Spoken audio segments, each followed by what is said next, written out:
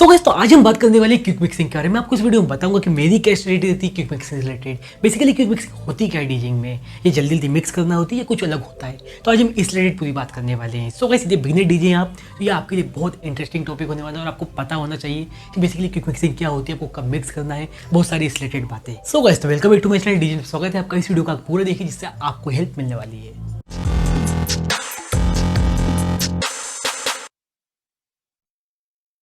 सो guys, तो सबसे पहले मैं आपको एक चीज़ क्लियर कर देता हूँ कि मिक्स से रिलेटेड कोई भी ऐसा लो नहीं है कि आपको इतने टाइम तक मिक्स करना है, जैसे कि 30 सेकेंड, 1 मिनट, 1.5 मिनट, 2 मिनट, या कोई भी फिक्स नहीं है। ये सब कुछ डिपेंड करता है आपके सॉन्ग पर, आपके क्राउड पर, वेन्यू पर, वहाँ पर किस तरह का सब चल रहा है, हर चीज़ प्रायोरिटी पर आपके डिपेंड करेगा। तो ऐसा कोई भी लो नहीं है। इसके अलावा जितनी मैं आपको चीज़ बताने वाला हूँ अपने एक्सपीरियंस से बताऊँगा। तो गाइस, सबसे पहले हम शुरुआत करते हैं कि मेरी स्ट्रेटेजी क्या रहती है क्विक मिक्सिंग से रिलेटेड। तो गाइस, सबसे पहले मेरा एक जो बोल सकते हैं कि पर्पस, ये बोल सकते हैं जो एक एंड गोल क्या रहता है मेरा, तो मैं यही देखता हूँ सिर्फ रिएक्शन।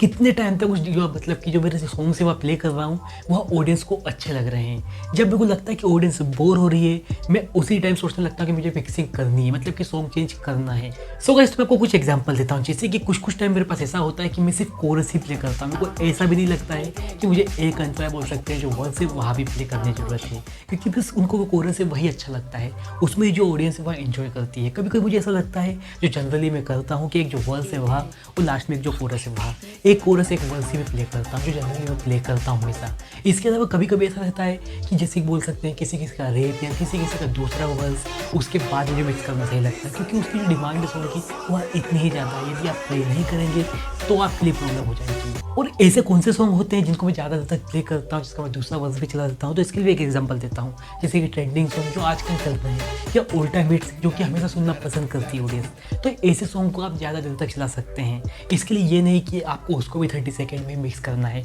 तो हर जो सॉन्ग पर डिपेंड करेगा कि आपको कितनी जल्दी उस सॉन्ग को मिक्स करना है या कितनी देर तक उस सॉन्ग को मिक्स करना है। इस बात का आपको ध्यान रखना है। अब मुझसे आप बोलेंगे कि यह सारी चीज़ें कैसे आती हैं, तो गाइस मैं आपसे कहना चाहता हूँ यह सारी चीज़ें एक्सपीरियंस से आती हैं। बट यदि आप बिगिनर डीजे, तो आप मुझसे बोलेंगे कि मैं तो बिगिनर डीजे, मेरे पास एक्सपीरियंस नहीं है, तो मैं कैसे पता करूँ कि कौन सी जो ऑडियंस है उनको कौन सा सॉन्ग अच्छा लगेगा। तो गाइस ऐसा काम कर सकते हैं, आप यूट्यूब पर देख सकते हैं। मुझे पता है यूट्यूब पर बहुत सारे ऐसे चैनल हैं जो कि डीजे प्ले करते हैं, उनको लाइव रिकॉर्ड करते हैं। तो उनके ऑडियंस का आप रिएक्शन देखिए और उन सॉन्ग को आप अपनी पार्टी में जाकर प्ले कीजिए, क्योंकि उससे आपको पता होगा कि इनमें रिएक्शन किस टाइप से आते हैं। और उसके बाद जब आप प्ले करेंगे तो फिर आप देखिए उनके रिएक्शन कैसे हैं। यदि अच्छा है तो आप थोड़ा देर तक प्ले कीजिए, बट ऐसा लगता है कि उनको मज़ा नहीं आ रहा है, बोल सकते हैं थोड़ा बोर हो रहे हैं, तो आप चेंज कर सकते हैं जल्दी। बट इसमें भी आपको याद रखना है कि आपको जो मिक्सिंग है वो आपको हमेशा करते आनी चाहिए। और यदि आपको ईयर से मिक्सिंग करते नहीं आती है तो ज़रूर सीख लें, क्योंकि वो आपको जो एंड गोल है, बोल सकते हैं आने वाले टाइम में आपको बहुत काम आने वाली है। उसी से ही आप आगे जाने वाले हैं। आपको ऐसा नहीं होगा कि आपको कुछ स्पेसिफिक कंट्रोलर ही चाहिए, आप सीडी में प्ले नहीं कर सकते। बहुत सारी जगह ऐसी होती है जहाँ पर आपको स्पेसिफिक जो आपको कंट्रोलर चाहिए वहाँ नहीं मिलते ऐसे बिगिनर डीजे। इसका आपको याद रखना है। तो आपको ईयर से मिक्सिंग करना जरूर सीखना चाहिए। और इसके अलावा क्विक मिक्सिंग कर रहे हैं तो और भी बहुत सारी चीज़ें काम आती है, जैसे कि कब इफेक्ट लगाना है और कब सॉन्ग को हटाना है वहाँ से। कभी कभी बहुत टाइम ऐसा होता है आपके पास VPN सेम नहीं होते, बहुत डिफरेंस होता है, तो वहाँ पर अलग प्रकार की मिक्सिंग करनी पड़ती है।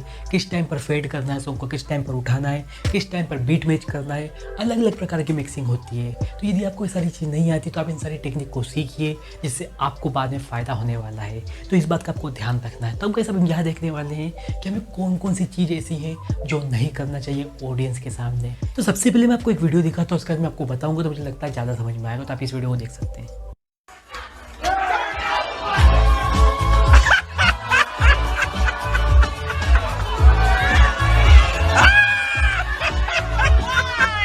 तो जैसे कि आपने इस वीडियो में देखा है बेसिकली हुआ क्या है। तो जैसे कि एक सॉन्ग चल रहा था, और जब भी कोरस के बारी आई हो, जैसे कि आपको पता हो कि कोरस में ही सबसे ज़्यादा हाई एनर्जी होती है क्राउड की, सबसे ज़्यादा डांस करना चाहते हैं। तो बेसिकली उसी टाइम पर उसने क्या किया, एक लो एनर्जी का दूसरा सॉन्ग प्ले कर दिया। तो जैसे कि आप यहाँ देख सकते हो तो कितनी बड़ी मिस्टेक हुई। तो कभी भी ऐसे सॉन्ग के कोरस को चेंज नहीं करना जिसमें जो ऑडियंस है, जो क्राउड है, वह बेसिकली डांस कर रही है, एंजॉय कर रही है। मुझे लगता है यदि वह सॉन्ग चल रहा है तो उसके कोरस को भी चलने दीजिए। और आपको ऐसा लगता है वह ज़्यादा डांस कर रही है, वह ज़्यादा अच्छा सॉन्ग है, तो उसकी जो दूसरा वर्स है उसे भी चलने दीजिए। मुझे लगता है वहाँ भी बेस्ट है, क्योंकि जो ऑडियंस है बेसिकली उनको एंजॉय कराना है हमें। यदि वो एंजॉय कर रहे हैं तो बहुत अच्छी बात है, उसके बाद आप समझ सकते हैं कि चेंज कर सकते हैं सॉन्ग को। बट मुझे पता है जैसे डीजे के साथ ऐसी बहुत सारी सिचुएशन आ जाती है कि उस टाइम पर आपको सॉन्ग चेंज करना ही पड़ता है। तो उस टाइम पर आप क्या कर सकते हैं? तो आपको क्या करना है, तो आपको यहाँ देखना है जो सॉन्ग है उसके रिलेटेड ही सॉन्ग हो, मतलब कि उसी एनर्जी का हो।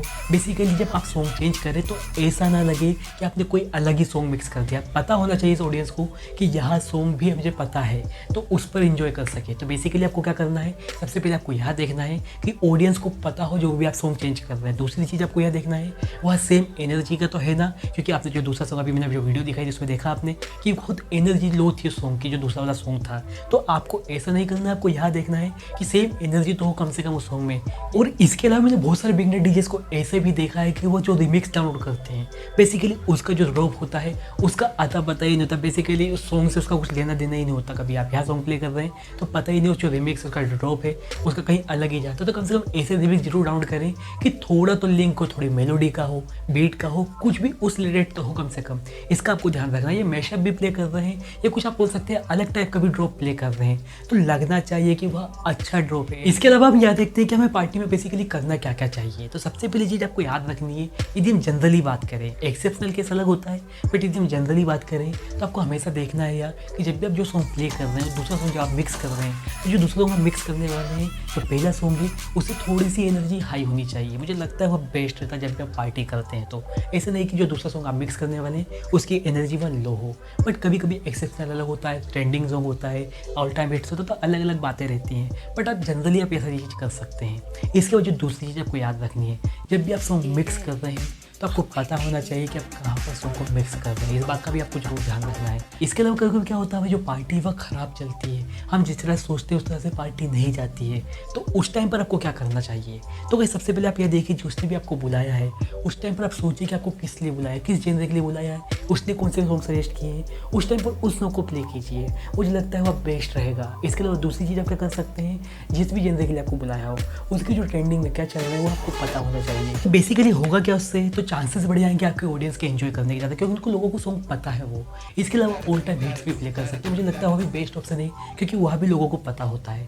तो इसी टाइम पर आप इस टाइप का सॉन्ग प्ले कर सकते हैं। बट कभी कभी पार्टी बहुत अच्छी चलती है, आपको लगता है कि उस टाइम पर कुछ और नया करना चाहिए, तो आपके पास जो अच्छे सॉन्ग है जो आपको लगते हैं उस टाइप के सॉन्ग आप प्ले कर सकते हैं। जो सॉन्ग आप प्ले करने वाले वो लोगों ने बहुत पहले सुने हो, बहुत टाइम हो गया उनको, कुछ आप इस टाइप के सॉन्ग आपको लगता है कि वह लोग एंजॉय करेंगे, तो उस टाइम के सॉन्ग आप ऐड कर सकते हो। तो बेसिकली लोगों को सरप्राइज बहुत पसंद है और इस टाइप के बाद सॉन्ग सुनते हैं तो लगता है कि आप डीजे हैं। तो इस टाइप की चीज़ें आप ऐड कर सकते हैं जब आपकी पार्टी अच्छी चलती है। इस बात का आपको ध्यान रखना है। सो गाइस, मुझे लगता है इस वीडियो आपको हेल्प मिलेगी, कुछ नया सीखने को मिलेगा। यदि आपको वीडियो अच्छी लगी तो लाइक कर सकते हैं, दोस्तों में शेयर कर सकते हैं। और गाइस मैं आपसे एक बात और कहना चाहता हूँ, इसी वीडियो में बहुत ज़्यादा टाइम लगता है, बहुत ज़्यादा मेहनत लगती है। तो इस वीडियो को आप जरूर आपके जो फ्रेंड है जो डीजे से रिलेटेड है उनको जरूर सेंड कीजिएगा, इससे भी हेल्प मिलेगी। जो अपने चैनल के बीच है वहाँ भी ज़्यादा पूछिएगा। और ऐसी वीडियो देखना चाहते हैं तो मेरे चैनल को सब्सक्राइब, लाइक, बटन दे दीजिए, जिससे मेरे नोटिफिकेशन आप तक पहुँचते रहिए। Thank you.